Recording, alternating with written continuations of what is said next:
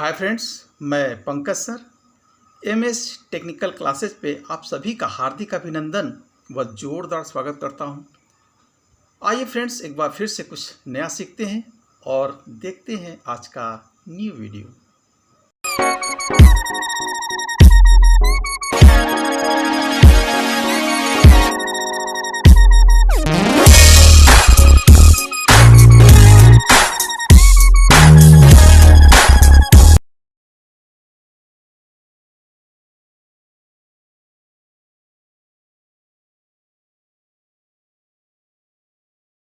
आज हम लोग वोल्टेज डिवीजन रूल पे आधारित कुछ प्रश्नों को हल करेंगे। तो इन प्रश्नों को हल करने से पहले हमें कुछ बातों पर ध्यान देना होगा, यानी कुछ इम्पॉर्टेंट कंसेप्ट जानना ज़रूरी है हमारे लिए। तो सबसे पहले हम लोग देखते हैं पहले नंबर पे कि VDR कहाँ पे लागू होगा। तो VDR मैंने पिछली वीडियो में बताया है, अगर आपने नहीं देखा तो प्लीज़ जाकर देख लें। VDR हमेशा सीरीज सर्किट में जिसमें एक क्लोज लूप सर्किट बना हो उसी के लिए मान्य होता है। यानी यह हमेशा सीरीज सर्किट जिसमें दो या दो से अधिक रेजिस्टेंस लगे हो और उसमें एक क्लोज लूप हो, उसी में ये मान्य होगा, यानी उसी के लिए ये VDR अप्लाई होगा। दूसरी बात पे हमें ध्यान देना है कि जब सीरीज सर्किट होगा तो एक चीज़ पे आपको ध्यान देना है कि जब ये सीरीज सर्किट होगा तो करेंट नो चेंज, यानी आप जानते हैं कि सीरीज सर्किट में करेंट चेंज नहीं होता है। यानी हम ये भी कह सकते हैं कि सोर्स से जो करेंट निकलता है वही सोर्स में इंटर भी करता है, यानी पूरे क्लोज लूप में करेंट एक समान फ्लो होता है, या हम लोग कह सकते हैं कि करेंट कांस्टेंट होता है। इस बात का आपको ध्यान देना होगा, आगे चलकर हम समझेंगे भी इसे। फिर हम लोग देखते हैं थर्ड पॉइंट। तो आपको ये पता है, चूंकि ये VDR सीरीज सर्किट के लगेगा, तो आप जानते हैं कि सीरीज में करेंट तो समान होता है बट हर रजिस्टर के अक्रॉस वोल्टेज ड्रॉप डिफरेंट होता है। तो इस बात को भी आपको ध्यान देना होगा। और नेक्स्ट देखते हैं फोर्थ में, आपको ये जानना ज़रूरी है कि अगर आप VDR हल कर रहे हैं तो ये KVL को भी फॉलो करता है, यानी कि किरचॉफ्स वोल्टेज लॉ भी इस पर लागू होगा। और लास्ट में फिफ्थ में आपको एक बात का और ध्यान देना होगा कि चूँकि सर्किट सीरीज होता है तो सीरीज में जब रजिस्टेंस सीरीज में लगे होते हैं और उन रजिस्टेंसों के बीच में जो करंट फ्लो होता है वो एक समान फ्लो होता है, तो करंट का मान एक तरह से निश्चित होता है या कांस्टेंट होता है, तो V प्रोपोर्शनल टू R होगा।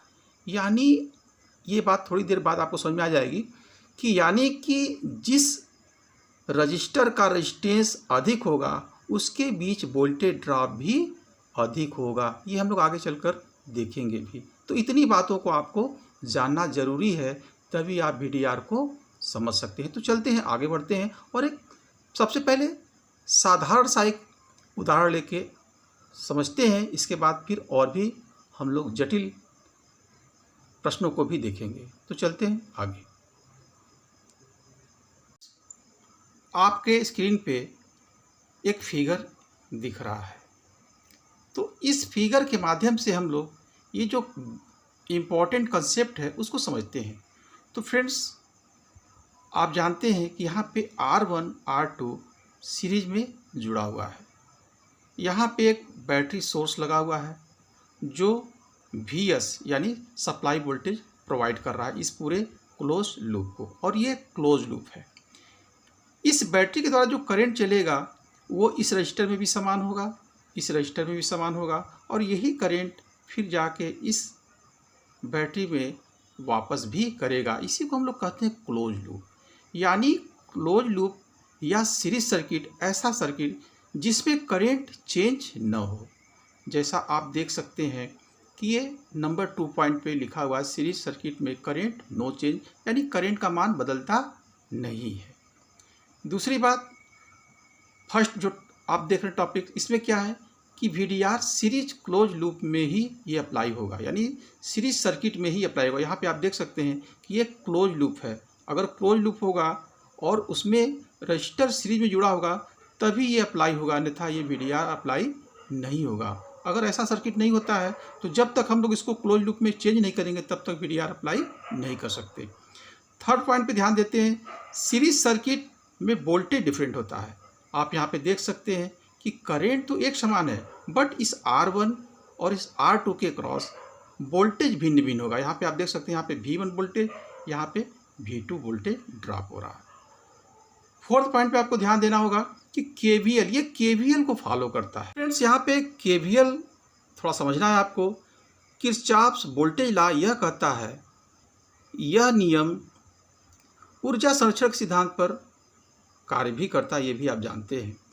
तो इस ऊर्जा संरक्षण सिद्धांत के अनुसार इस वोल्टेज सोर्स से जो भी वोल्टेज या जो भी एनर्जी निकलेगी वो इस सर्किट में जो एनर्जी ड्रॉप होगी उसके इक्वल होगी। यानी हम यहाँ से यह कह सकते हैं KVL के अनुसार कि VS बराबर ये जो वोल्टेज आप देख रहे हैं V1 और ये जो वोल्टेज देख रहे हैं V2, इनके योग के बराबर होगा। VS equal to V1 plus V2 भी आप लिख सकते हैं। और फिफ्थ ये समझना होगा कि जिस भी रजिस्टर का रेजिस्टेंस जितना ज़्यादा होगा उसके क्रॉस वोल्टेज ड्रॉप भी उतना ज़्यादा ड्रॉप होगा। तो ये बातों का आपको ध्यान देना होगा। अब हम लोग चलते हैं इसके न्यूमेरिकल पे, एक सिंपल सा न्यूमेरिकल लेकर देख लेते हैं। तो फ्रेंड्स VDR के प्रश्नों को हल करने के लिए एक साधारण सा उदाहरण के द्वारा समझते हैं हम लोग कि कैसे इन प्रश्नों को हल करेंगे। तो फ्रेंड्स ये स्क्रीन पे आपके एक फिगर दिख रहा है, ये पहले भी मैंने दिखाया है। तो यहाँ पे R1 इक्वल टू 2 ओम दिया हुआ है, R2 इक्वल टू 8 ओम दिया हुआ है, और इस पूरे क्लोज लूप को जो बैटरी सप्लाई दे रही है उसका मान हमने 15 वोल्ट रखा हुआ है। तो फ्रेंड्स यहाँ पे हमको R1 के क्रॉस जो वोल्टेज ड्रॉप हो रहा है यानी V1 ज्ञात करना है, और R2 के क्रॉस जो वोल्टेज ड्रॉप हो रहा है V2 उसको ज्ञात करना है। तो फ्रेंड्स VDR हम लोग पहले भी समझ चुके हैं, आज केवल प्रश्नों को हल कर रहे हैं हम लोग। तो देखते हैं कि V1 कैसे निकालेंगे। तो V1 निकालने के लिए आप जानते हैं कि V1 इक्वल टू क्या होता है, VS, यानी इस पूरे क्लोज लूप का वोल्टेज जो सोर्स है। तो VS क्या है, सप्लाई सोर्स है, यानी जो इनपुट वोल्टेज इस क्लोज लूप को मिल रहा है उसका मान है। जिस रजिस्टर के बीच में वोल्टेज ड्रॉप ज्ञात करना है उसको ऊपर लिखते हैं, और बटे में यानी अपान इन दोनों रजिस्टर का योग लिखते हैं, R1 बटे RT। तो इस प्रकार से हम लोग इसका मान रखते हैं। आप देख सकते हैं इसका मान VS का मान कितना है, 15 वोल्ट, यहाँ पे 15 रख दिया गया।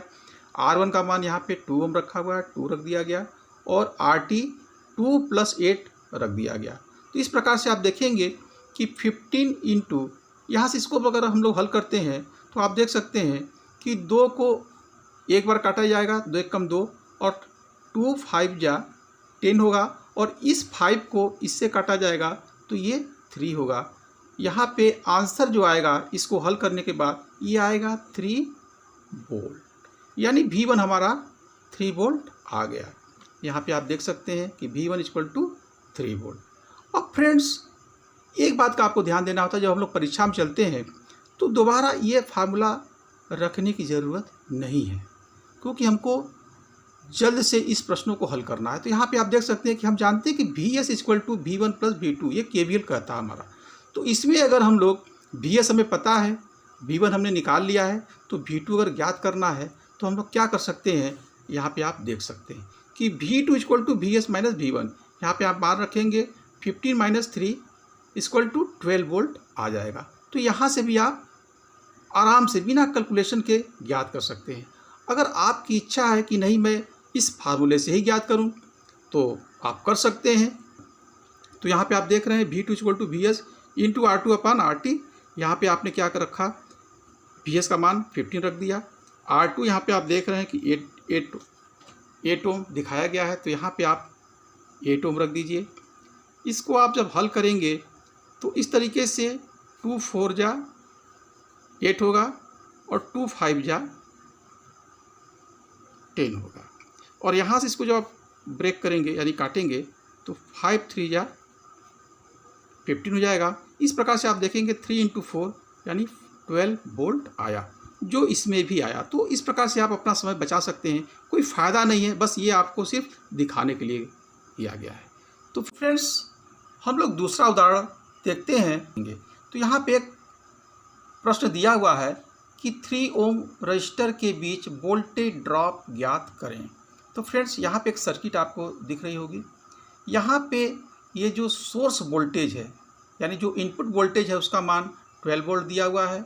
यहाँ पे 4 ओम दिया हुआ है, यहाँ पे 1 ओम, यहाँ पे 2 ओम और यहाँ पे 3 ओम का रजिस्टर पैरेलल जुड़ा हुआ है।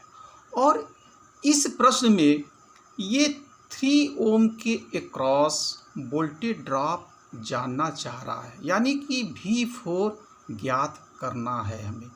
तो फ्रेंड्स ऐसे प्रश्नों को कैसे हल करेंगे ये हमको सीखना है। तो फ्रेंड्स आप जानते हैं कि मैंने पहले भी बताया कि VDR सीरीज सर्किट में ही लागू होता है यानी अप्लाई होता है। तो फ्रेंड्स यहाँ पे आप देख रहे हैं कि ये एक रजिस्टर है और ये तीनों रजिस्टर पैरेलल में है। तो ऐसे प्रश्नों को हल करने के लिए हमको क्या करना होगा, एक क्लोज लूप वाला सीरीज सर्किट बनाना ही होगा, तभी हम VDR को हल कर सकते हैं। तो फ्रेंड्स ऐसे प्रश्नों को हल करने के लिए हम लोग क्या करें कि अगर इन तीनों रजिस्टर का इक्विवेलेंट निकाल लिया जाए, इन तीनों रजिस्टर का अगर इक्विवेलेंट निकाल लिया जाए और इसका मान कुछ यहाँ पे हम लोग इक्विवेलेंट रजिस्टर का मान यहाँ पे रख के और एक सर्किट सीरीज सर्किट का क्लोज लूप बना लिया जाए तो इन प्रश्नों को हम लोग हल कर सकते हैं। और फ्रेंड्स एक बात आपको और भी ध्यान देना होगा कि ये 3 ओम के बीच वोल्टेज ड्रॉप ज्ञात करना है। तो आप देख रहे हैं कि ये तीनों रजिस्टर पैरेलल में लगे हुए हैं। तो आप जानते हैं कि पैरेलल में वोल्टेज एक समान होता है। तो यदि हम इस इक्विवेलेंट रजिस्टर के बीच अगर वोल्टेज ड्रॉप ज्ञात कर लेते हैं तो वही वोल्टेज ड्रॉप तीनों के क्रॉस भी होगा। तो अगर इस इक्विवेलेंट के बीच अगर हम लोग वोल्टेज ड्रॉप ज्ञात कर लें तो हम लोग V4 ज्ञात कर सकते हैं। और चूँकि ये पैरेलल में है तो चाहे हम लोग V2 लिखें, चाहे V3 लिखें, चाहे V4 लिखें, ये तीनों बराबर होगा। तो हम लोग अगर इसके क्रॉस वोल्टेज ड्रॉप ज्ञात कर लें यानी V2 अगर ज्ञात कर लें तो हम लोग V4 भी ज्ञात कर लेंगे क्योंकि तीनों बराबर है। तो देखते हैं इसको कैसे हल करेंगे। फ्रेंड्स इस प्रश्न को हल करने के लिए सबसे पहले हमको क्या करना पड़ेगा, इसका इक्विवेलेंट निकालना होगा। तो हम लोग जानते हैं कि R इक्विवेलेंट यदि 3 रजिस्टर हो तो हम लोग R equivalent R1 × R2 × R3 अपान R1 R2 plus R2 R3 plus R3 R1 direct निकाल सकते हैं। ये हमने पिछले वीडियो में भी बताया है। तो आप चाहें तो मेरे वीडियो को देख सकते हैं रजिस्टेंस वाला, उसमें हमने बताया है कि 3 रजिस्टर अगर पैरेलल में हो तो उसका इक्विवेलेंट सीधे कैसे निकालते हैं। तो यहाँ पे इसका आप मान रखेंगे 1 × 2 × 3 और इस प्रकार से आप इसका मान रखेंगे और आप अगर इसको हल करेंगे तो ये 6/2 + 6 + 3 आएगा यानी 6/11 आएगा और इसका मान निकालेंगे तो आएगा 0.55 ओम। यानी इन तीनों रजिस्टर जो पैरेलल में लगे हुए हैं इनका मान कितना आया, 0.55 ओम। तो फ्रेंड्स अगर यहाँ पे इन तीनों के इक्विवेलेंट के बराबर अगर एक रजिस्टर हम लगा दें 0.55 ओम का तो ये कुछ सर्किट सीरीज जैसा बन जाएगा। उसको हम दिखाते हैं कैसे बनेगा। ये देखा था कि R इक्विवेलेंट हम लोगों ने 0.55 ओम निकाला था। तो फ्रेंड्स अगर R इक्विवेलेंट इस तरीके से यहाँ पे रख दिया जाए तो ये सर्किट कुछ इस प्रकार से बन जाएगी, वही वाली सर्किट अब इस प्रकार से बन जाएगी। और अब हम लोग क्या करेंगे, चूँकि ये एक क्लोज लूप सर्किट सीरीज में बन गया तो इस प्रकार की सर्किट को हम लोग VDR लगा के हल कर सकते हैं। और यहाँ पे अगर हम लोग V2 ज्ञात कर लें तो इसके पैरेलल जितने भी रजिस्टर लगे होंगे सभी में ये वोल्टेज समान होगा।